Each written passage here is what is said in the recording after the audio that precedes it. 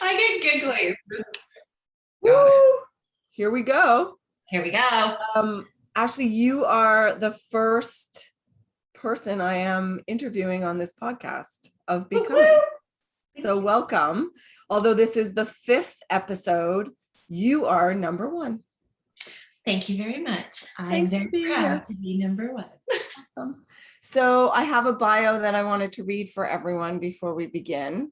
So this is Ashley Lougheed, and she is the CEO and founder of Girl Time Inc., a social club for everyday women and women in business. Ashley's mission is to create a community, a Kula, for women, one where they can collaborate and create lifelong friendships, live a healthy and active lifestyle, and inspire each other to grow both individually and as a whole.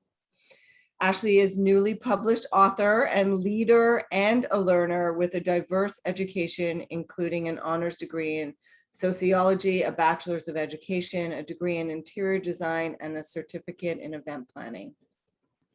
Ashley believes wholeheartedly that it's time to connect and celebrate the rise of women as a collective vibration that is fueled with love and compassion, bravery and greatness, empowerment, and the readiness to thrive. She saw the needs, the wants, and interests of women new and local to our town and has built a community to serve those in need. At the end of the day, she is definitely a woman you want in your corner. And I am honored to have you in my corner. Oh, ditto. And you know what? I've heard that a couple times, the bio, and to me it never gets old because it's so like I love the idea of the thriving and women empowerment and this readiness and the love and compassion. Like as you're reading it, it's like igniting me. Like I'm feeling like like energized up. So Awesome. thank you. And you are definitely a lady on a mission. And that is one of the reasons I wanted you here today. Ashley is a client of mine, a coaching client of mine, and we've been working together for about 3 months now. Yeah, it's amazing. Amazing. What was one of the things that brought you to life coaching? Okay, so actually, it was your video. You had jumped on, and you were on this like fiery rant about like, girl, get off your ass. Like, you need to stop living this apologetic life and jump into the unapologetic life. And I had heard that a couple of times, like, oh, Ashley, you live such an unapologetic life. But there was a part of it that I was like, no, something was missing, and I am apologizing far too often, and I don't want to anymore. And there was this like tug, this little like, I would love to say it was a whisper, but it wasn't. It was more of like a full out push. And I love those pushes. I've listened to them since like the dawn of time. And I wouldn't say I'm reactive, but I respond very quickly when I hear it. So that day after watching this video with you, I instantly messaged you and jumped. And I know the feeling when I'm on to something like go, because I lean forward, and as I was writing and being like, yep, Shirley, sign me up, my whole body leaned in. Everything was just like, it's time for you. I would say over the last 2 years, maybe more, I have dedicated so much time and energy into other people and other things and the growth of Girl Time Inc., which has been exceptional. But within that, I lost pieces of me that need to come back out for me to go to the next and to take myself and my business and anyone around me to that next level. And I saw it within that video with you. Awesome. Perfect. Yeah. It was like a high five moment. Well, and I really love what you said about, you have this inner guide, that really tells you what you should be doing. And I think that for most women, and there may be some men listening, but really for most women, they are living unapologetically. They're constantly saying sorry for something, right? And Oh, so when I ask you, what does it mean to be living your best life? What does that look like? um, if I may, I'm actually going to go back 11 years ago. Yes. I'm going to. Yeah. So, living my best life means something in every single phase I've gone through. And I think really in the end, what it is, as you're connecting the dots and as you're learning and growing, oh my God, that's happening. That's my puppy. It's all good. But as you're doing this, you're, no, you're learning. We're going to have to edit that. No, it's welcome. It's real conversations for living an unapologetic life. You know what? It really is, because she's 14 weeks. And what I've learned in the last 14 weeks is also very much a do not apologize for. No. Fur mom. I'm now a new fur mom. Wow. But as I was saying, that in those phases that got me to the 11 years ago, it really was the connecting the dots that lead to the next, to lead you to the next, but also visualizing where you want to go, manifesting where you want to be, and then having the courage to actually act on it and to do it. So I was in this boardroom. I was working at Lululemon at the time, and it was a leadership conference, and they really wanted to take us to the next level. And the question was, your blue sky version of your best life, what is it? And I remember sitting in this room being like, what do you mean? They're like, oh, you can have anything you want. I'm like, anything I want. They're like, blue sky, Ashley, write it all down. Where are you? What are you wearing? Give it to us. And I was like, sure, done. I got so descriptive. Everything to my driveway, the trees, my puppy, who, proud to say, it's all fruition. Here it is. She's included. I even knew her name. But I knew my business. I knew I was be opening the door every morning after my morning ritual. Doors would open. I would pick my outfit and I'd go to my office. And in that office, I would be working with other women. And our goal was, how are we going to elevate the world today? So like these details that I wrote down 11 years ago have actually come and are right now in real life form. So what I knew then and what I know now is that when you lean in and you do trust that process and you do say, this is actually the life I want, you are your own narrator. You actually have that power to do all that, and all the obstacles and all the, the challenges that come, even the bad ones, even the horrific ones, because yes, I definitely have had those. The bright sky isn't as bright unless it's dark, right? You have to have both. And sure enough, I am the captain of my own story. I am the hero.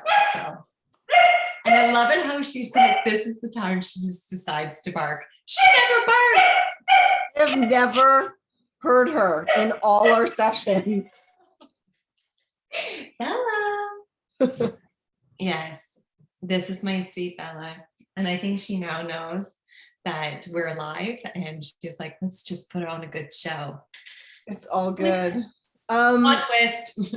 So I love what you said. And this is something you and I have been working on. And I think, as you go through this ebb and flow of your life, there are moments where you forget that and you become, or you find yourself in a place where you're like, whoa, like what is happening? Like everything feels out of control. And I don't feel like the author of my life. And you forget that. And one of the things that I coach on is that if you are not happy where you are, then you get to rewrite your story.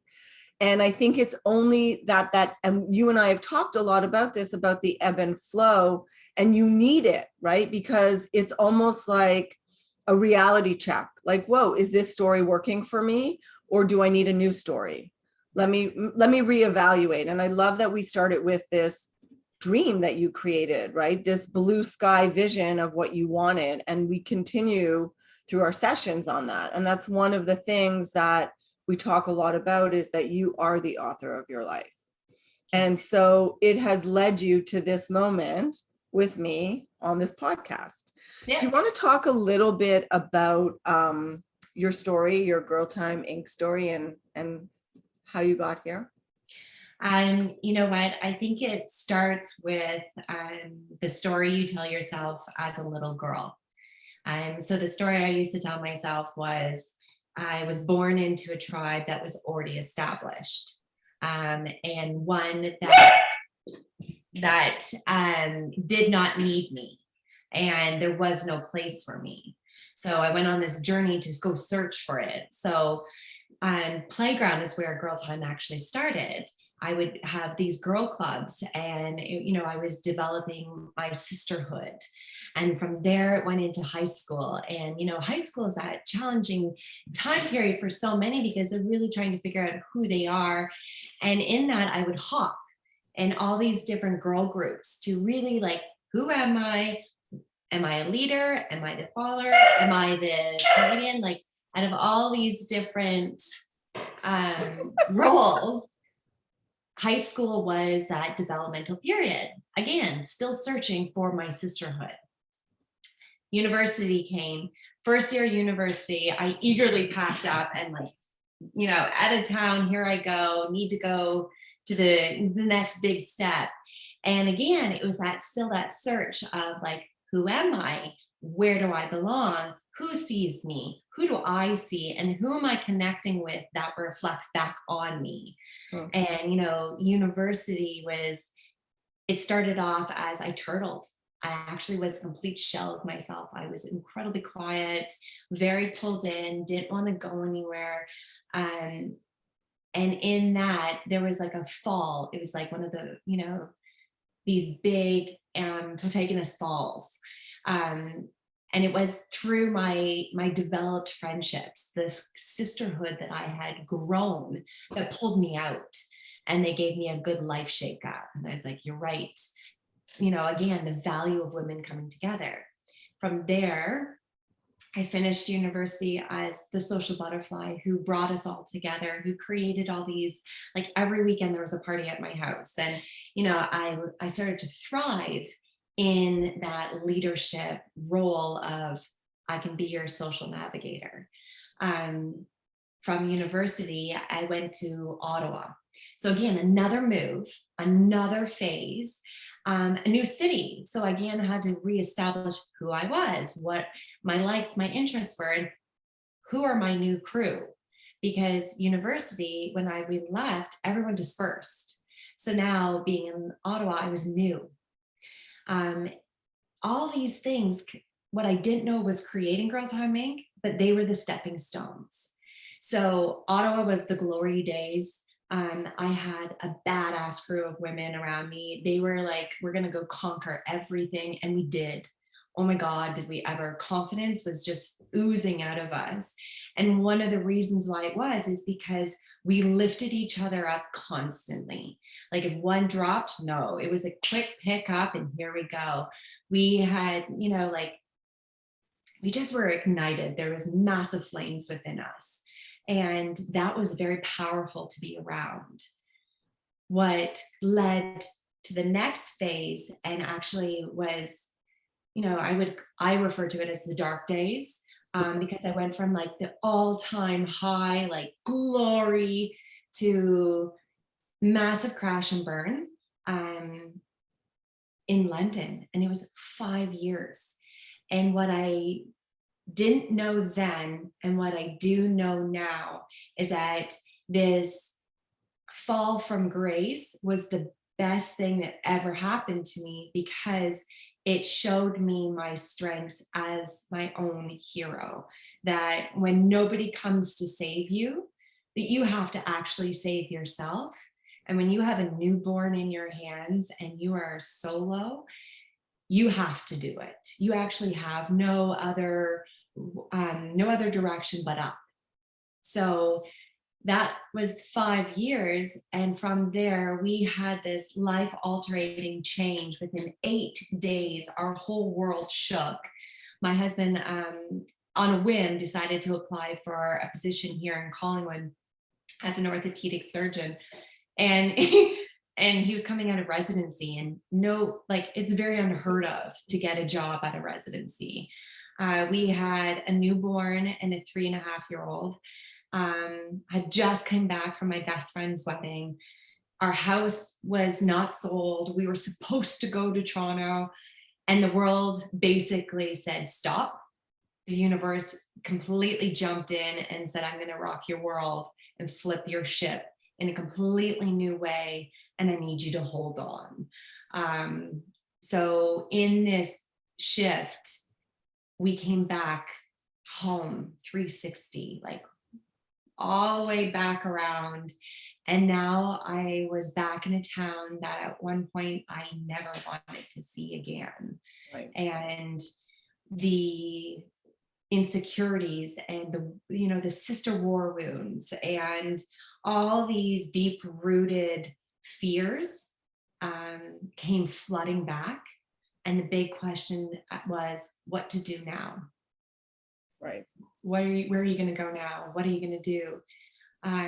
What I had at that moment was a very small handful of very, very powerhouse supports.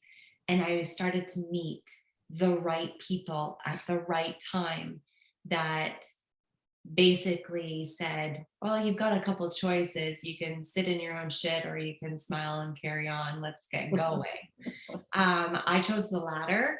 But I also looked back on all those connecting dots that I had just done for the last 20 years and said that there was a common thread. There was a common theme here. There was routines and rituals that were coming out of all these different phases that helped me level up to my next potential, to my next opportunities. So I started running and started developing really great friendships with people who I met randomly. And in those, it was the me time came through. The if you're gonna, like life support, put on your life mask first. That started to happen. And I started to meet exceptional women. And in that, I heard our same story. I want to be called my first name. I want so many things, but what I don't want is a shadow of myself. Right. And that's where the foundation of Girl Time Inc. started to take form in parties, in socials, and the activities that I started to, again, be the captain of orchestrating and putting on in my house, in our playground that we live in. And these women were coming directly to me because there was this exchange of energies that was positive and uplifting and go mentalities.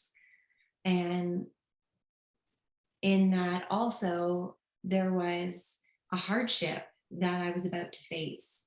And it came through a loss of my soul sister, Sabrina. And in her passing, she actually passed in me a need to serve.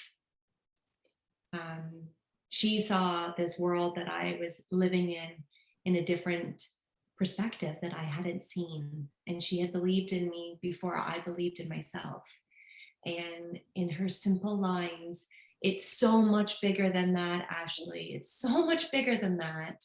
She sparked in me this need to take our community's women and build them. Because when I needed building, I went to my Kula of women and they did it. And when I see all these other women who need that lift, I want to be the place that actually gives them the lift that they so rightfully deserve, need, and can captain their own stories through. So my story and the story of Girl Time Inc. are so deeply connected, rooted within each other, and it truly reflects the redemption storyline. You know, the emphasis of the silver lining, the character development, the constant state of growth and movement.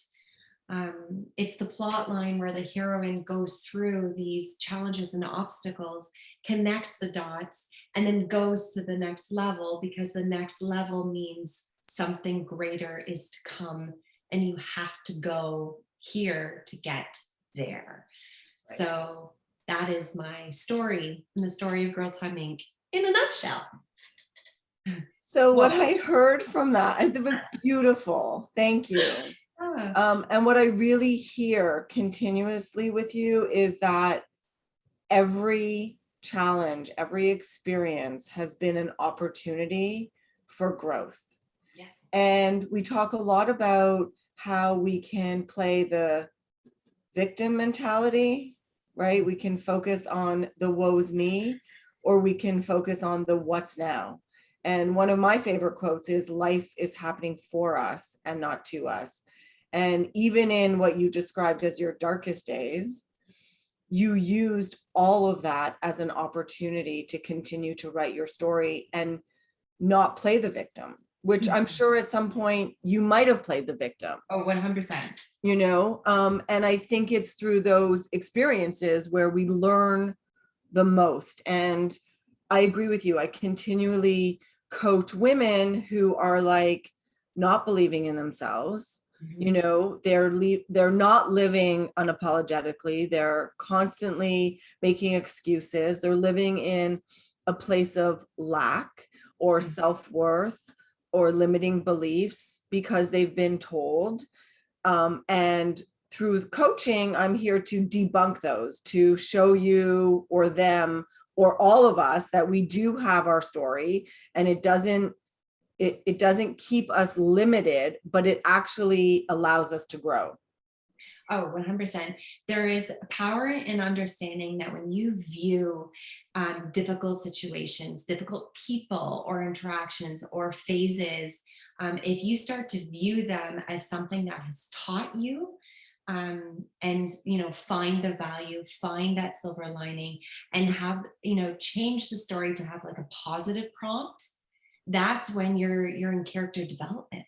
That's when you actually go to the next, because it's transformative.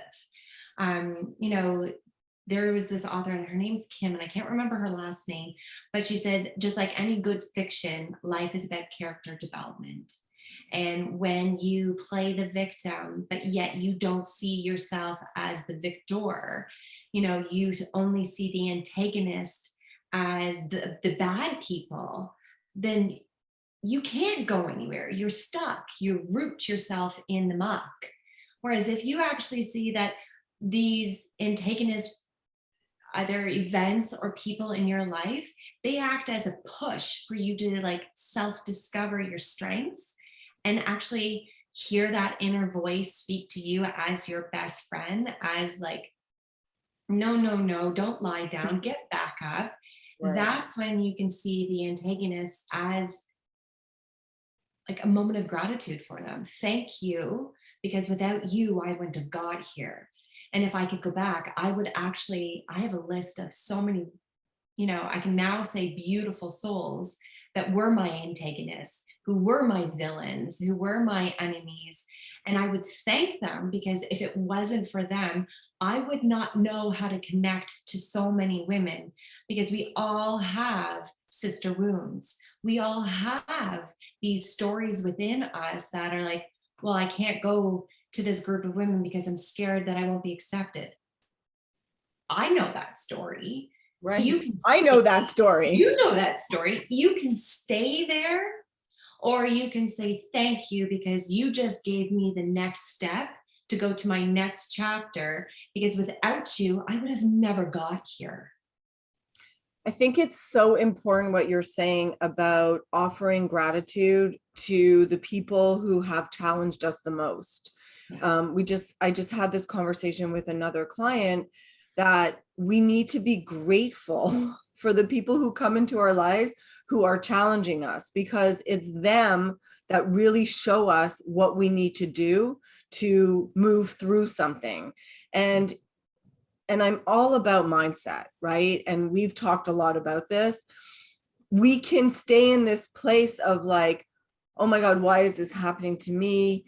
Oh my God, I remember when this also happened to me. And you start to talk yourself into all of these limiting beliefs, and you even start remembering the other times that were shitty for you. Yes. But what that's doing is that's creating more shit. The universe is like, oh, she wants more of that, because that's where our focus is. So Yeah. as we know, our energy, where we put our energy is what's going to appear for us. So if we're always living in this place of victim mentality, and we're always like, oh my God, again, I can't believe this is happening to me again. Yeah. Versus, what is this here to show me? Oh, Yeah. I get it now. Thank you. Thank you for at, teaching me. Thank you for showing me. I was asked recently, how do you get the courage to be so resilient, and where does your confidence come from? And I was like, it comes from the edits of my story. Oh, I love that. I am the narrator, so I get to choose to edit my story to help me become more resilient, to better these relationships that I'm in and will create. And like this idea of happily ever after, I am responsible for my own happiness. And if I take that as one of life's greatest gifts, like this is your responsibility and you own up to it, then I can edit those stories where I see those lessons and I'm not the victim. I can offer gratitude, and I can also let it go and not carry it anymore, because that served its purpose. I am now stronger because, wiser because, more knowledgeable. You learn so much from the pros and the cons of every event in your life. Now, when you write them, you give yourself a pass to go to the next. Like, I have a question. please. Yay! For anybody listening to this, like really, like, this podcast is meant to inspire and lift other women who are stuck. And so someone listening to this might be like, well, look at her, sounds like she has everything together. Like, I'm not buying this. We always hear like, oh, well, she could do it, but I could never do this. Yes. What do you say to the women who are really stuck, who are thinking this is as good as it gets? This life they're living is as good as it gets. And shitty things keep happening, and they're reminded about why this is as good as it's going to get. What do you say to those women? Great question, Shirley. No, but you know what? Honestly, I think it comes down to, I would repose the question, is that what you want to accept? If you know that you are fully responsible for your life, then you also know that you're fully responsible for what you accept as your life, and the people in your life, and the job, the kids, the roles, the hats, like the clothes you wear. You are fully accepting of all those things. And if you don't want them and you don't accept them, then ask yourself, what do you want and what do you accept? And then once you establish that, would you say, because this is one of the things that I say quite a bit, is then show up as that person every single day, even if it's scary, even if it doesn't even make sense right now. You know what? Motivation is going to quickly go. You can definitely spark it, but unless you have the discipline, the self-acceptance, but also just it's really like the self-compassion. Right. We are all going to screw up. We are all going to lay in our own shit. Like if anyone ever said, I call bullshit, I'd be like, you know what? The darkest skies light up the brightest stars. They don't get there unless they went through dark times and they learned and they figured it out. If you accept your life as it is, then you accept that you're either sitting in the dark or lighting it up. That's on you. You can't point fingers at anybody. Turn it around and have the mirror reflection. It is stupid hard. It takes a lot of time. You are going to go up and down. You're going to have moments of complete despair. But again, those are the things that transform you. Those are the things that push you. And you have to acknowledge and accept that and have the courage to keep going in it, because yes, this is your life. Yes, this is my life. And if you asked me a couple months ago, I would have straight up told you I'm bloody exhausted. But I also would have argued, do not change my story to be, oh, she's burnt out. That's your perception. No, my story says I've just put a ton of energy into something and I forgot to put it into myself. That's my story. That's also my responsibility. So my next step was, I'm going to go get the tools I need, the strategies I need, the people I need. I'm responsible to get all those things and put them into action because I'm worth it. Awesome. And the acceptance piece next goes to the worthy piece, next goes to I'm lit up piece. And I know that my balance is within myself. Awesome. Beautiful. And in all of this time, I want to go back to this process of really trusting your gut and leading with your intuition. And you talked about leaning into something. So how do you even begin to trust yourself, to trust your intuition, to listen carefully? Life experience has taught me that when I don't, I suffer the cost of it. I know I can pinpoint specific moments in my life that I did not listen to my inner voice, and I, listened to somebody else's influence or, other, factors, and I went against it. And those are, the big falls. The big Yeah. falls come from when I did not listen. One of my superhero powers is that I'm very observant. I can pick up on a lot of things. I can feel people's, I can feel the room and I know the energies and I can pinpoint who people are. Like, I'm very observant that way. But I also, because of that, I can hear myself. I can hear that little voice that says, yep, go this way. Oh, wear those shoes. Yep, do this. And I can see it. Like, I can literally look back on my 38 years and see those connecting dots. And when I listened and when I didn't listen, and how it paneled out, how it funneled down. And I've learned, Right. when I did not learn, I got the lesson again. I got the flicks, I got the pushes, and I got the full out like shutdowns. Yeah. Yeah. And scene. Awesome. Can we talk a little about what it means to live an unapologetic life? Like, what sort of sacrifices does that take? So Brianna West wrote this book called The Mountain Is You, Transforming Self-Sabotage into Self-Mastery. And it was one of the books that I have read over the last 2 years.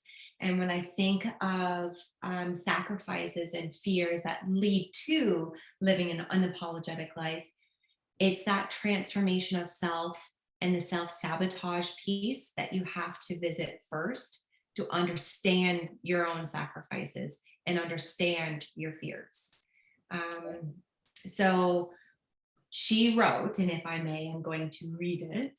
Please do. And she's a brilliant writer, and one that I highly suggest many women look into, because self-sabotage is something that is a common thread that I've seen in pretty much every single female I've ever met in my entire life. We'll do that as a whole other theme. Oh my God. Yeah. And we'll put all of this in the show notes so people will be able to find it. Perfect. Yeah, go ahead. She wrote, your new life is going to cost you your old one. It is going to cost you your comfort zone and your sense of direction. It is going to cost you relationships and friends. It's going to cost you being liked and understood. It doesn't matter. The people who are meant for you are going to meet you on the other side.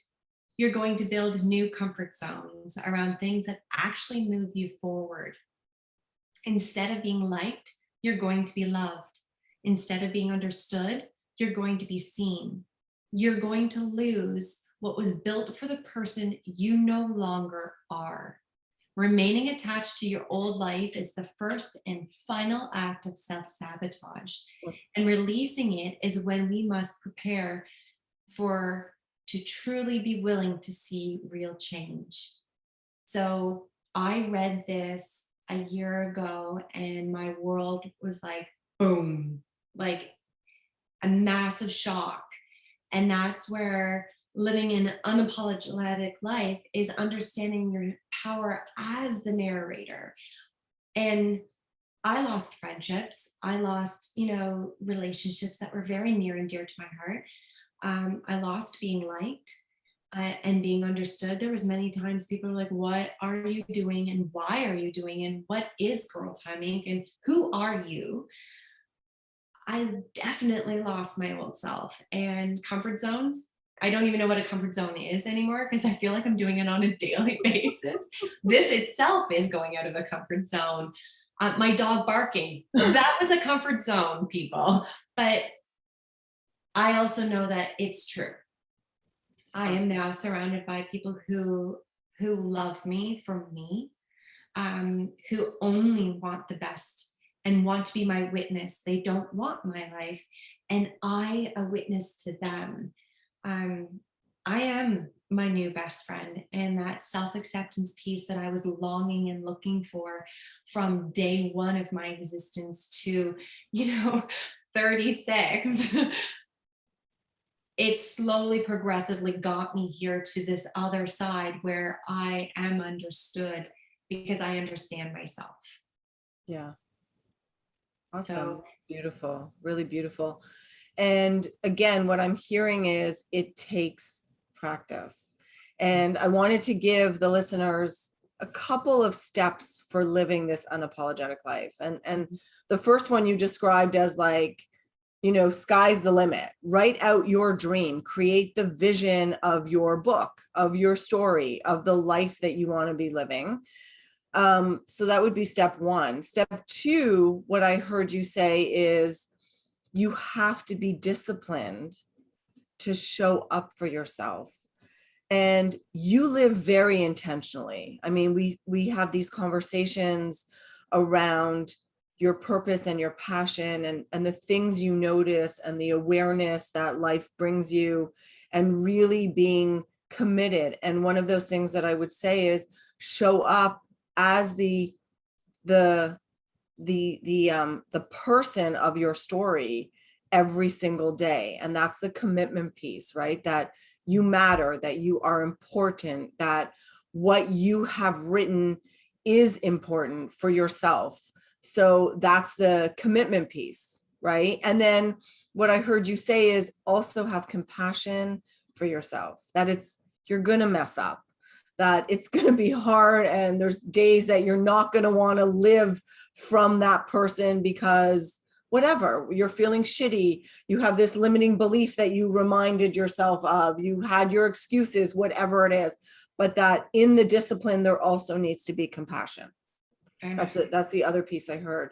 And then the third piece is it's going to get uncomfortable, and it's going to get uncomfortable for you. But what I also heard is it's going to get uncomfortable for the people around you, because it's often the people around you, they don't want to see you change. They don't know this new version of us, right? So be prepared. What I heard you read from this beautiful story is you're going to shed your old self. You're going to be loved differently. You're going to be seen differently. And in all of that, like anything, the more we practice and the more we show up in this new version, it's like building the muscle of self-worth and the muscle of confidence and the muscle of creating your own story, that it takes practice. Like as if you were going to go to the gym and build biceps, Right. that's all of this takes practice. And then your comfort zone expands. You're like, oh, I used to not be able to, look what I can do now. Okay, Yeah. what's next? And that circle of you just said it. I don't even have a comfort zone anymore. I'm constantly expanding. Yeah. Yeah. And within the stories that you have as your daily stories, your weekly stories, in these stories, they are starting to shape you if you're willing to actually see the shaping. One thing that so many people do not know is that the energy that you hold, that I've been holding over this last 2 years, within the pandemic and holding women up, there has been moments where, oh, I'm going to give up. Oh my God, I'm failing. I'm self-sabotage, massive, constant, like, who am I to tell these women this, or who am I for this story? And can I still do this? Can I sustain this? You know, Yeah. truth, the person who I was at the beginning, she could not. Hmm. No, no, she couldn't. I am learning through the stories that I'm writing within these featured ladies that their stories are triggering my stories, and I'm healing and growing through them and writing them. That one of the biggest purposes that I'm putting through as Girl Time Inc. is that all these women coming together through these socials, events, and activities are writing their experiences. They're writing their stories that are shaping who they are becoming.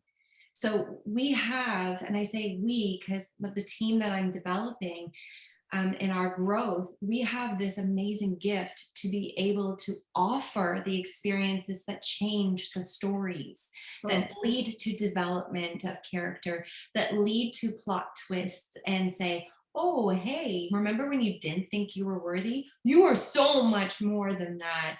You sparkle in a way that you didn't even realize that just saved 10 other women because they share it too. And within that, I am growing. And every time I feel the nudge to quit, and I go back to the uncomfort spots of my own insecurities and my own fears, the universe literally slaps me with this, like, girl, get your ass off the floor. And it's somebody who says, you impacted me. You changed me. You told my story. You gave me the opportunity to become a runner, to become this new version of myself that I didn't know existed. And every single time I see it, I hear it, I read it, it is the reaffirmation of what I'm doing has to continue, because it's so much more than me and my own healing from my own past sister wounds or war wounds will heal as I continue to grow me, grow Girl Time Inc., and grow the community of women that surrounds us. Amazing. Because that is the uplifting piece of the community, that our little girls, our little boys, our next generation, Mhm. they so desperately need to get us through to all of our next big levels. Yeah. And I've had the opportunity to attend a few of Girl Time Inc.'s events, and uh, I could easily have gone to my limiting belief and thought, oh, this is not my community. I'm much older than most of the women. This isn't. I'm going to be uncomfortable, and I have to tell you that the time that I've spent with some of your Girl Time Inc. community has been amazing, and I've come home energized and felt heard and felt seen and felt connected, regardless of age, regardless of background, regardless of who showed up for these events. I've had meals with some of them that I didn't even know. We've had great conversations. And so what's next for Girl Time Inc.? Um, like, the growth and expansion piece of Girl Time Inc., I think really is where I want to direct it. So I'm looking for these women who I know the universe will develop, like, people just show up when the time is right, but I know it's coming for me to have two other heads. I myself can do amazing things, but when there's, what I can't do, she can, and together we can do even greater things. Awesome. The ambassadors they're growing and expanding in their own beautiful light. And with that, the shifting of what we are creating is expansive. With the health and fitness realm, this, even like looking at the social calendar, what's coming for the winter months is, winter won't seem so dark and long, because we're going to fill it with, everything from cross country skiing at Dundrum Nordique to downhill to bonfires and beverages while snowshoeing through woods that are all lit up with tikis. And like the activity side will get us out and active and will keep us going. The inspire and empower piece is like the vision board series that we're launching on this Friday. We are also looking at running a creative expansion, which is wreath making, pottery classes, art tours. We really want to get into grow our artistic abilities. A coaching series, I can definitely see it. I know it's coming. Thank you, Shirley. But as well as the book club, author chats and workshops, day retreats, masterminds for women in business. Like the idea of self-growth is at the forefront of all of that. Yeah. Because again, if we can go in this winter season coming, but go into ourselves, then we're going to hit the spring with some very powerful women coming out knowing I can, and I am, and I will. Even the socials and events, it's all about connecting, like wine and cheese. Is this just for people in Collingwood? How does that work? You know what? I have actually been recently asked that too, because last winter, a lot of it was virtual, which we could expand. We had out west and Toronto, Ottawa, London. We had all these ladies coming in from all over because they were virtual. So a lot of these, the inspire and empower pieces, a lot of them will be virtual. So it will expand right out of our own community. Yeah. The health and fitness, it's more so here because we're in person as much as we possibly can be. Could they join though if they were visiting, or could they come 100% for an event? And we're going to be doing seasonal memberships. So if women are here for just the winter months, they could definitely do the seasonal membership, which would be 3 months, because they want to experience it outside. Awesome. Even with the socials and events, like the ladies' nights out, that's going to be in person. Hockey games in person. We want to dabble with both realms, virtual and in person, because that's also where the needs, the wants, and the interests are that are coming directly from our audience. Awesome.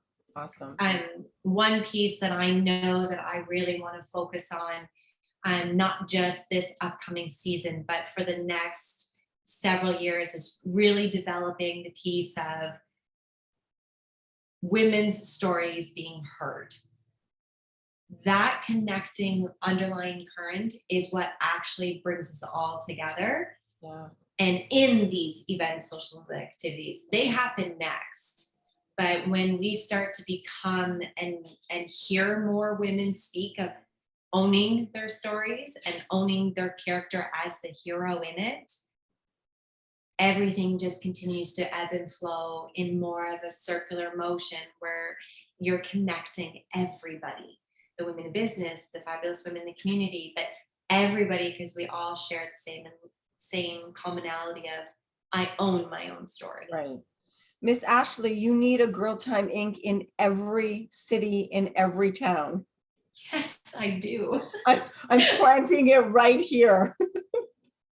Oh girl, it is okay. Anybody even traveling to another town or another city could locate their Girl Time Inc. there and be accepted and invited and belong. Yeah. So Shirley, it goes right. Okay, so I have to tell you, the word Kula came from your mouth. The March 2020, when the world was going, you had dropped it in a yoga class right after you had said, fear cannot reside where there is light. We belong to a Kula. And in this moment, my aha like download happened, and I was like, Kula. So when I looked into it, like legendary, widespread, hold on, I even watched that. See, I'm human. Goddesses who come together to celebrate inclusivity and a sense of belonging. Yeah. That's what every community, every city needs, is a Kula hub where we can all come as we are, own our stories, and go through this character development together, knowing that you are supported. So ladies, if you are listening and you are in a different town than Collingwood, Ontario, get a hold of Ashley and let her know that you want to start a Kula in your town. Ashley, I want to be really mindful of our time. I appreciate you so much for stepping into this conversation, for expanding your comfort zone, for being part of my clientele, my community, for trusting that, and really for challenging yourself over and over again. I see you and I appreciate you. Thank you. The pleasure. Where can people find you? I think the best way is to check out Girl Time Inc. and to see what it offers for women is by visiting the website. It is the hub that can reach all cities, all communities. www.girltimeinc.ca. You can find Girl Time Inc. Facebook, Instagram, again at Girl Time Inc. _. Email me, Miss Ashley at girltimeinc.ca. It's very reachable. Google it, Girl Time Inc. It pops up. Very accessible. The idea was to make sure that anyone can find Girl Time Inc. if they want it. Awesome. Thank you so much. Thank you.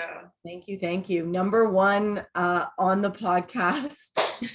There'll be many more conversations to come, many more probably, I'm hopeful, with Ashley as well. And we will see you guys soon. In the meantime, stay awesome. Cheers.